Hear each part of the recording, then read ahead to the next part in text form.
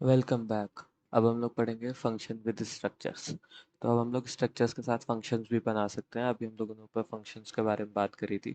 तो कुछ आर्गुमेंट पास करते हैं, फिर हम लोग उसको रीयूजेबल कर सकते हैं। यू कैन, तो इसमें और फ़ायदा हो गया ना कि अब हम लोग स्ट्रक्चर भी बना सकते हैं, उसको रीयूज़ कर सकते हैं। तो पढ़ते हैं इसके बारे में। Passing structure as arguments, you can pass structures as arguments to functions, allowing functions to operate on the data contained within the structures. To returning structures from functions, functions can also return structures enabling the creation of functions that generate or modify structures based on some input or computation. तो ठीक है, समझ में आ गया। तो like you can pass structure at as arguments, arguments के तरीके पास कर सकते हैं, उसको रिटर्न करा सकते हैं। तो creation of functions that generate और modify structures based on some input और कंप्यूटेशन। तो इसको ना सीधे सीधे कोड से ही समझते हैं, आप लोगों को इजी पड़ जाएगा। कोड से ही समझ लेते हैं इसको। तो सबसे पहले देखते हैं कोड में मैंने क्या लिखा है। ये हम लोग ने एक स्ट्रक्चर डिफाइन कर लिया रेक्टेंगल का। ठीक। अब हम लोग ने रेक्टेंगल का जो स्ट्रक्चर डिफाइन किया था ना, वहाँ यहाँ पर हम लोग ने उसको इंट की जगह, यहाँ पे डाटा टाइप होता है, तो डाटा टाइप में हम लोग ने स्ट्रक्चर को पास कर दिया और उसके एक वेरिएबल को पास कर दिया।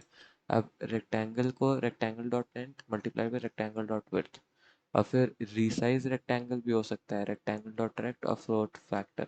अब कितने फैक्टर से रिसाइज करना है वो भी हम लोग ये यहाँ दिख सकता है। और फिर हम लोग रेक्टेंगल डॉट रेक्ट में हम लोगों ने दो वैल्यूज पास कर दी, जैसे कि एरे में पास करते थे हम लोग।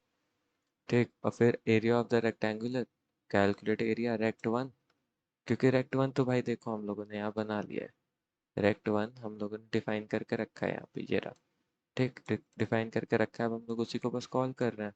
रेक्ट वन के अंदर वैल्यू स्टोर्ड है, वो यहाँ पर जाके रेक्ट के अंदर स्टोर हो जाएंगी बस। अगर यहाँ पे मैं सीधे सीधे रेक्ट भी कर दूँ तो कोई दिक्कत नहीं है। ये लो।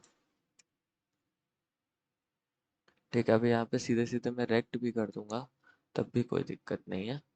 और सीधे सीधे अब चलो इस प्रोग्राम को चला के देखते हैं।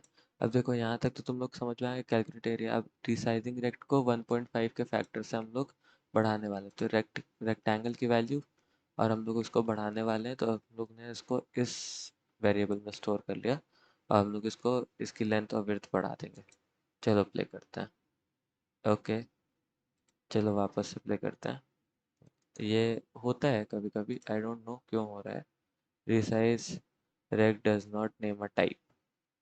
Why does this does not make a type? Okay, let's just empty this terminal too, and like just open in this terminal. So I think it will work. Error resized rect does not name a type. Does not name a type. I don't know what does this mean. Does not name a type. Uh, इसके बारे में हम लोग कुछ समझेंगे। तो अगर आप लोगों को, जैसे भी, अगर आप लोगों को लग रहा हो कि आप लोग इस एरर को सॉल्व कर सकते हैं तो 2 मिनट रुकते हैं और एरर को देखते हैं। ठीक। अब मैं क्या बोल रहा हूँ कि मैं ना इसका जो रेक्ट वन था इसको वापस लेके आ जाता हूँ। ठीक। और अब इसको चलाता हूँ। इसको चलाया मैंने।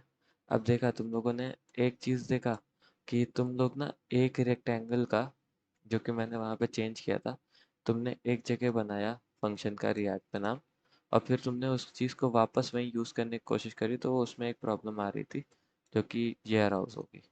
कहाँ गई ये? Resize rect does not name a type. Type ही नहीं नेम हो रहा था, क्योंकि उसमें जो ना जो एक प्रॉब्लम आ रही थी वो ये थी कि टिपिकली जब ये प्रॉब्लम आती है ना, तो ये प्रॉब्लम तब आती है जब एक पर्टिकुलर जो वेरिएबल रहता है वो डिफाइंड नहीं रहता सही से, या प्रॉपरली प्रोवाइडेड नहीं रहता। तो इसीलिए मैंने रेक्ट वन पे चेंज कर लिया। ये प्रॉपरली डिफाइंड नहीं हुआ होगा इसलिए कुछ चेंजेस मांगता होगा। अब जैसे अगर मुझे सिर्फ रेक्ट में चलाना होगा तो मैंने ना इसको रेक्ट की वैल्यू हटा दी, यहाँ पे भी मैंने रेक्ट डाल दिया। ठीक। अब मैंने यहाँ पे जब रेक्ट कर दिया ना, तो अगर ये चलना होगा तो अब ये भी ये चल सकता है। देखते हैं फिर से एरर आती है क्या। देखो अभी ये चल गया। आई डोंट नो कि ऐसा क्या हुआ था कि आप उसको चला सकते हो, बट पहले ऐसा क्या हुआ था कि मुझे समझ में नहीं आ रहा था कि वो चल क्यों नहीं रहा। तो like I did the same thing again. तो ये मतलब एक डाउट तो था दिमाग में कि ये रेक्ट अगर मैंने वहाँ यूज़ किया तो ये यहाँ क्यों नहीं चल रहा। तो इसीलिए मैंने चेक करने के लिए ऐसा यूज़ किया था, क्योंकि वो दोनों अलग अलग स्कोप में है। ये यहाँ के स्कोप में है और ये यहाँ के स्कोप में है। तो इसीलिए ये चल सकता है। ठीक। तो अब हम लोग मिलते हैं अगली वीडियो में, जिसमें हम लोग डिस्कस करेंगे क्लासेस के बारे में। So thank you guys.